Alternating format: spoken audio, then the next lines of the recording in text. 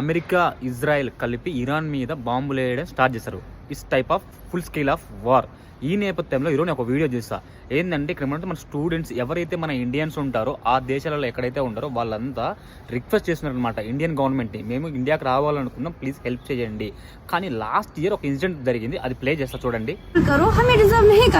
Some help from the embassy, which is obviously not enough, but at least they are helping us once you cross the border. But before that, लेकिन यहाँ पे as you can see no one is here और हमें abandon किया गया है. मुझे कोई खुशी नहीं है क्योंकि हम सुबह 3 बजे से अभी तक यहाँ पे. ఒక ఇండియన్స్ పరంగా వాళ్ళకి ఒక రైట్స్ ఉంది, ఎందుకంటే వాళ్ళు ఇక్కడ పుట్టినారు కాబట్టి మనం తీసుకురావాల్సిన బాధ్యత ఉంది. ఇక్కడ నుంచి ఇక్కడికి వచ్చి వీళ్ళే మళ్ళీ టీవీ ఇంటర్వ్యూస్ లో ఇండియా మమ్మల్ని ప్రాపర్ గా సేఫ్ గా తీసుకురాలేదు, మాకు చికెన్ బర్గర్ పెట్టలేరు, సరైన ఫ్లైట్ సదుపాయం లేదు, అక్కడి నుంచి సేవ్ చేసుకొచ్చింది ఒక గగనం. ఎందుకంటే అది నీకు ఇండియా రెస్పాన్సిబిలిటీ కాదు.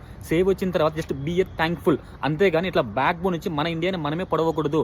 అండ్ మీరు వెళ్ళిన రీజన్ ఏదైనా కానీ ఫస్ట్ ఆఫ్ ఆల్ మన హై రిస్క్ ఏరియాస్ కి, హై రిస్క్ ప్రదేశాలకు మనం వెళ్ళకూడదు. అదే నార్త్ కొరియా, సిరియాన్, ఇరాన్, ఇలాంటి దేశాలకు మనం వెళ్ళకుండా ఉండాల్సింది. అండ్ ఫస్ట్ ఆఫ్ ఆల్ ఇక్కడికి వచ్చిన తర్వాత బీ ఏ థ్యాంక్ఫుల్. అండ్ ఎప్పుడే కానీ ఇలాంటి అక్కడి నుంచి సేవ్ వచ్చిన తర్వాత ఇలాంటి మన దేశాన్ని మనం వెన్నుపోటు పొడిచేలాగా ఉండకుండా ఉంటే చాలా అనేది నా ఉద్దేశం. దీని మీద నీ అభిప్రాయం మీద కమెంట్ చేయమా. చలో.